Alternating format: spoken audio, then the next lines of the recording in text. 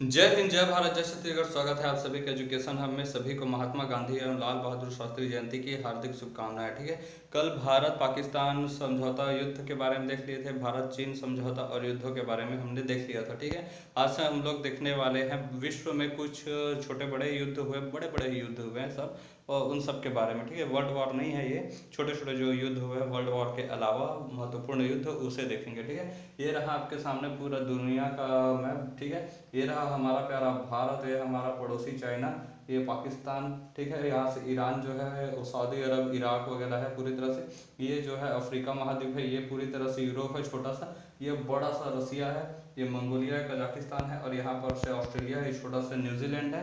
ठीक है, और ये कनाडा है, यूएसए यानी कि अमेरिका, और यहाँ पर है ब्राज़ील, अर्जेंटीना। ठीक है, ये है उत्तरी अमेरिका, यह है दक्षिणी अमेरिका, ये है यूरोप, ये है अफ्रीका, ये है हमारा पूरा एशिया, और ये है छोटा सा ओशिनिया, जिसे हम लोग जानते हैं ऑस्ट्रेलिया के नाम से। ठीक है, तो सबसे पहले हम लोग देखेंगे कोरियाई युद्ध के बारे में। ठीक है, कोरियाई युद्ध, कोरिया जो है, कोरिया प्रायद्वीप हुआ है चाइना के बिल्कुल सामने, और ये है जो है, ये है कोरिया। ठीक है, ये क्या है, कोरिया हो गया, और इसको यहाँ से हम लोग इस तरह से लिखते हैं। ठीक है, कोरिया हो गया, ये हो गया कोरिया, और ये हो गया हमारा जापान है। ठीक है, ये जापान है, ये चाइना है, और जापान और चाइना के बीचों बीच में है कोरिया प्रायद्वीप। ठीक है, कोरियाई प्रायद्वीप के नाम से जाना जाता है। प्रायद्वीप इसे कहा जाता है जो तीन ओर से पानी से घिरा हो और एक ओर से हो वह जमीन से हो। ठीक है, जमीन से लगा हुआ हो तो इसे प्रायद्वीप कहते हैं। अगर वो पूरी तरह से किसी भी तरह से भूमि से घिरा हुआ नहीं है, पूरी तरह से चारों तरफ से पानी से घिरा हुआ हो, तो उसे द्वीप कहा जाता है। ठीक है, देखिए उत्तरी कोरिया जो है वह कोरियाई प्रायद्वीप को दो भागों में पूरी तरह से बांट दिया गया, और जो ऊपर का भाग हो गया वो उत्तरी कोरिया हो गया, और दक्षिण का भाग जो है वो दक्षिणी कोरिया हो गया। ऊपर का भाग जो है वो रशिया के समर्थन में आ गया। ठीक है, रशिया जो है उत्तरी कोरिया के समर्थन में आ गया, और ये जो यूएसए है, वो यूएसए जो है वो दक्षिणी कोरिया के समर्थन में आ गया। ठीक है, एक दूसरे के वर्चस्व को बढ़ाने के लिए ये लोग हमेशा दूसरों की धरती चुनते हैं युद्ध के लिए। जैसे आज रूस जो है वो अपनी धरती को ना पर नहीं बल्कि यूक्रेन की धरती पर लड़ रहा है, उसी प्रकार से अमेरिका पूरे विश्व में तांडव मचा है, केवल अपने यहाँ को छोड़कर बाकी सब जगह ये युद्ध करवाता है। ठीक है, पूरे कोरिया पर जो है किम जोंग सुन का शासन हो गया। ठीक है, उस टाइम पर किम जोंग सुन जो था उसका शासन हो गया।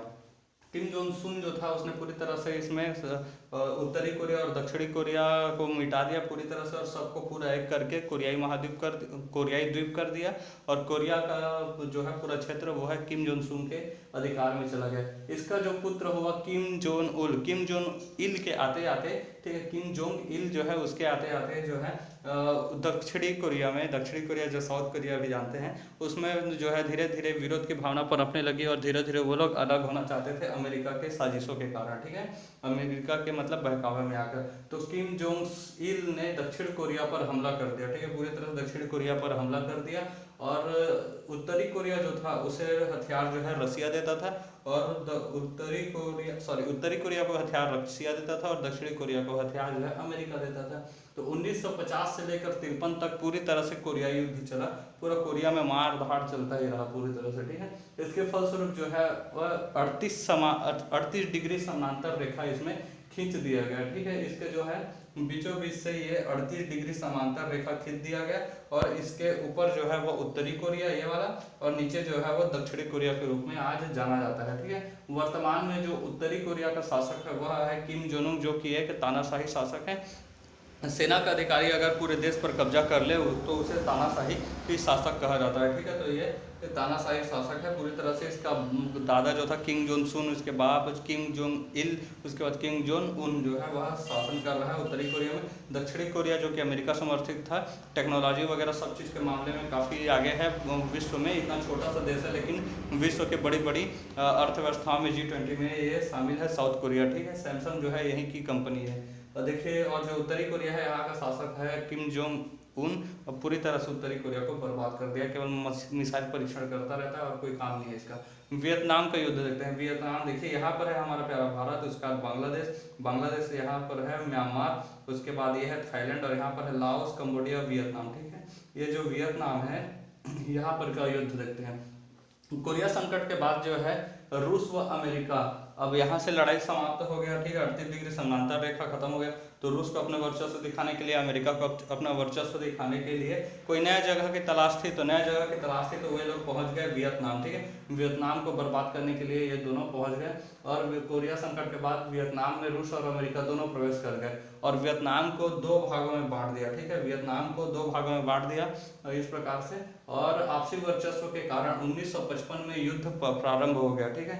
अब वर्चस्व था अमेरिका और रूस का, लेकिन युद्ध हो गया बेचारे वियतनाम में, ठीक है। वियतनाम में जब ये युद्ध 1955 में शुरू हुआ, यह 1975 तक चला, यानी 20 साल तक युद्ध चलता रहा। अमेरिका इतना हरामी है कि इसने इस 20 सालों में वियतनाम पर 27 करोड़ बम गिराए थे। कोई छोटी मोटी संख्या नहीं, 27 करोड़ बम गिराए थे इसने, और छोटा मोटा बम भी नहीं, बड़ा बड़ा बम गिराता था, जिसमें बहुत सारा इलाका छिन्न भिन्न हो जाए, लोगों की जाने कितनों की मृत्यु हो जाए, ठीक है। वियतनाम की जनता जो है हो ची मिन्ह के नेतृत्व में एक हुई और गड्ढे खोद खोद कर जमीन के नीचे रहने लगी। देखिए यहाँ पर जो है ये इंडोनेशिया वगैरह और Thailand, Vietnam, Laos, Cambodia, Vietnam का जो एरिया है, यहाँ पर बहुत सारे जंगल हैं, ठीक है, जंगल वगैरह हैं, इसलिए यहाँ पर बहुत लंबे लंबे पेड़ होते थे। और अमेरिका वासी जो है, अमेरिका के जो सैनिक थे, वो हेलीकॉप्टर में आया करते थे, गोलीबारी किया करते थे। ये लोग जमीन खूब में गड्ढा खोद कर वहीं घुस जाया करते थे और वहीं से फिर अपने आप को बचा करते थे। और यदि जमीन में से अगर अमेरिकी सेना उतर आती थी तो अचानक से जमीन से बाहर निकल कर उन्हें मारपीट कर मतलब मार दिया जाता था अमेरिकी सेना को। तो इससे जो है 20 साल तक बम गिराता रहा, लेकिन उसके बाद हो ची मिन्ह के नेतृत्व में एक हुई जनता और 70 डिग्री समानांतर रेखा इनके बीच भी खींच दिया गया था।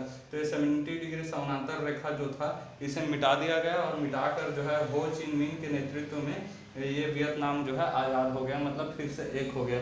वियतनाम की जनता जो है हो ची मिन्ह को अंकल हो के नाम से जानती है, ठीक है, अंकल हो के नाम से। क्यूबा संकट देखते हैं 1961 में। अब 1961 देखिए, कोरिया का युद्ध हो गया, वियतनाम का युद्ध हो गया, तो फिर इनको नया बैटलफील्ड चाहिए था। तो अमेरिका का पड़ोसी देश था एक क्यूबा, ठीक है, ये रहा अमेरिका और यहाँ पर है क्यूबा। ये जो क्यूबा है, यहाँ पर शुगर कैन बहुत अच्छे मात्रा में होता है, गन्ने के उत्पादक के लिए ये जाना जाता है, इसलिए इसे चीनी का कटोरा भी कहा जाता है, ठीक है, तो बाउल ऑफ शुगर कैन भी कहा जाता है, ठीक है। तो देखिए शुगर कैन या शुगर भी कहा जाता है। 1961 में अमेरिका का पड़ोसी देश था ये क्यूबा। इस क्यूबा पर रूस ने अपना परमाणु मिसाइल लगा दिया, ठीक है। अमेरिका का एकदम मतलब हक्का पक्का सिट्टी पिट्टी गोल हो गया था, यहाँ पर हक्का पक्का रह गया था। तो अमेरिका ने जो है बहुत सारे सैंक्शन जो है रूस पर लादना शुरू किए। अमेरिका के पास बस यही एक शक्ति है कि सैंक्शन लाद देता है और पूरा देश को मतलब पूरे विश्व को एकमात्र कंट्रोल करके रखा हुआ है, क्योंकि बहुत सारे पैसे भी हैं इसके। द्वितीय विश्व युद्ध के बाद बहुत बड़ी महाशक्ति के बाद के रूप में यह उभरा हुआ था, इसलिए जो यूरोप था, यूरोप वर्ल्ड को पूरी तरह से इसने गोद ले लिया। सब यूरोप वाले यूएसए को अपना पापा समझते हैं, ठीक है। तो देखिए इस तरह से वहाँ के रूस के जो फिडेल कास्ट्रो थे, रूस के राष्ट्रपति उस समय थे शासक फिडेल कास्ट्रो, उस पर सैंक्शन डाल डाल के कहीं भी मतलब व्यापार नहीं करना है, जैसे अभी सैंक्शन डाल दिया गया है उसी तरह से व्यापार नहीं करना है, ये नहीं करना है, वो नहीं करना है, सब प्रकार का सैंक्शन डाल दिया, जिसकी वजह से फिडेल कास्ट्रो पर दबाव बना और ये फिर धीरे धीरे अपनी सेना को वापस लगा दिए और यह युद्ध जो है टल गया, ठीक है। इराक और ईरान का युद्ध हो गया, ठीक है, 1980 से लेकर 88 के बीच में। देखिए ये जो रसिया है, यहाँ पर इसके ठीक नीचे इराक है और ये जो है ईरान है, ठीक है। इराक और ईरान जो है हमारे भारत के पश्चिम में स्थित है। पूरा अरब वर्ल्ड, मुस्लिम वर्ल्ड में यह देश स्थित है, ठीक है। दोनों जो है रूस के समर्थक थे, इराक और ईरान दोनों जो है रूस के समर्थक थे, लेकिन इन दोनों में ही मतलब ये हो गया कि मैं ज़्यादा बड़ा समर्थक हूँ, नहीं मैं ज़्यादा बड़ा समर्थक हूँ। ईरान कहता कि मैं ज़्यादा बड़ा समर्थक हूँ, इराक कहता कि मैं ज़्यादा बड़ा समर्थक हूँ, और इसी आपसी वर्चस्व के कारण इन दोनों के युद्ध शुरू हो गया। और युद्ध जब शुरू हुआ तो इसमें इराक जो है वो जीत गया, ठीक है। इराक के शासक थे सद्दाम हुसैन, भारत के लिए बहुत ही अच्छे व्यक्ति रहे हैं सद्दाम हुसैन। इन्होंने अपने खून को मतलब दान कर करके, रक्त दान कर करके कुरान लिखवाया है, ठीक है, अपने खून से कुरान लिखवाया है सद्दाम हुसैन जी ने लिखवाया था इन्होंने। देखिए कुवैत के जो इसके बाद जो इराक ईरान का वर्चस्व वाला युद्ध समाप्त हो गया, जिसमें इराक जीत गया, ठीक है। तो उसके बाद इराक जो है वो कुवैत के पर युद्ध करना शुरू कर दिया। इराक और ईरान का युद्ध 1980 से 88 तक चला और उसके बाद 1990 में कुवैत और इराक का युद्ध शुरू हो गया। इराक ने तेल की चोरी के कारण कुवैत पर कर्ज से बचने के लिए ये युद्ध कर दिया। देखिए होता यह है कि यहाँ पर इराक है, इसके जस्ट नीचे यहाँ पर है कुवैत, ठीक है। कुवैत जो है यहाँ पर इराक का जो तेल है, ठीक है, वह धीरे धीरे यहाँ से रिश्ता हुआ रिश्ते रिश्ते कुवैत में पहुँच जाता है। तो इराक में बहुत सारा जो वहाँ की संरचना ही ऐसी है, ठीक है, इसलिए इराक का तेल कुवैत में पहुँच जाता है और कुवैत जो वाले फिर तेल बेचकर पैसा कमाते हैं। इस चीज़ से इराक जो है तंग आकर कुवैत पर हमला कर दिया, क्योंकि कुवैत से मतलब तेल खरीदना पड़ जाता था और इससे इराक को बहुत ज़्यादा कर्ज वगैरह हो जाता था। तो इससे बचने के लिए इसने हमला कर दिया। 2 अगस्त 1990 में हमला किया और 4 अगस्त 1990 यानी 2-3 दिनों में ही पूरा कुवैत को हरा दिया और उस पर अधिकार कर लिया। इसके बाद खाड़ी युद्ध 1990 से 91 में प्रारंभ हो गया, जब सद्दाम हुसैन ने पूरी तरह से कुवैत पर अधिकार कर लिया। इसके बचाव में फिर पूरा यूरोप वर्ल्ड, यूएनओ और यूएसए, ठीक है, यूनाइटेड नेशन ऑर्गेनाइजेशन पूरा जो है वो कुवैत के मतलब समर्थन में आया, इराक के विरुद्ध लड़ने के लिए आया। तो यूएसए की संयुक्त नेतृत्व वाली जो संयुक्त सेना थी, उसने ऑपरेशन डेजर्ट स्टॉर्म चलाया और उसके तहत इराक पर पूरी तरह से हमला कर दिया। वहाँ बहुत सारे बम गिराए, जाने कितने लोगों को मार डाले, ठीक है, और उसके बाद सद्दाम हुसैन को भी एक टाइम पर फांसी दे दी गई, ठीक है। इस तरह जो है सद्दाम हुसैन की सत्ता का अंत हुआ और इसे खाड़ी युद्ध के नाम से जाना जाता है, क्योंकि यह युद्ध जो है बिल्कुल यहाँ पर, ये देखिए, ये जो खाड़ी है वहीं पर स्थित है, ठीक है। IC-814 विमान का जो हाईजैक हुआ था लश्कर ए तैयबा के द्वारा, इसे हम लोग देखते हैं, ठीक है। लश्कर ए तैयबा जो है आतंकवादी संगठन है, इसने नेपाल में, ठीक है, भारत के ऊपर ही यहाँ पर स्थित है नेपाल, ठीक है। नेपाल जो है भारत की बाहों में ऐसे स्थित है, ठीक। तो नेपाल जो है, इसमें ये लश्कर ए तैयबा के जो आतंकवादी थे, उन्होंने त्रिभुवन एयरपोर्ट में एयर इंडिया का जहाज, भारत का ही एक जहाज था एयर इंडिया का जहाज, इस त्रिभुवन एयरपोर्ट में नेपाल के रुका हुआ था। वहां से फिर इसे हाईजैक कर लिया। जहाज का नाम था IC-814, ठीक है, इसे हाईजैक कर लिया गया। विमान जो है इसके विमान को छोड़ने के बदले जो है सबसे खतरनाक आतंकवादी था उस टाइम पर मौलाना मसूद अजहर, इसको और उसके बहुत सारे जो 2 साथी थे उसे छुड़ाने की बात कही गई। और जब तक ये मांग पूरी होती, 2 व्यक्ति उसमें ऐसे थे, मतलब 2 दंपतियां थी जो अपनी शादी के बाद हनीमून के लिए गई थी, एक सुखद जीवन जीने के लिए, ठीक है। उन्हें उनके पति को मतलब गोलियों से भून दिया गया और उन औरत को भी मार दिया गया। ऐसे घटिया मतलब ये आतंकवादी होते हैं, ठीक है। तो उसके बाद जो है फिर भारत को जबरन ये मानना पड़ा, क्योंकि लोगों को ये मारने पर तुला हुआ था, और मसूद अजहर और उसके 2 साथियों को इसके तहत छुड़ा ले गया।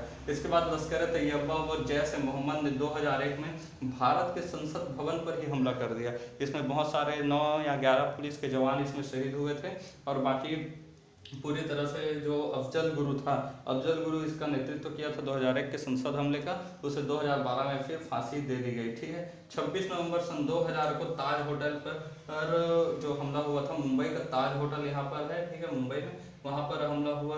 और यहाँ पर नरीमन हाउस जो है वहाँ पर हमला हुआ, और CST स्टेशन यानी कि छत्रपति शिवाजी महाराज टर्मिनल स्टेशन जो है वहाँ पर आतंकवादियों ने कब्जा कर लिया, हमला कर लिया, गोलियां बरसाने लगे।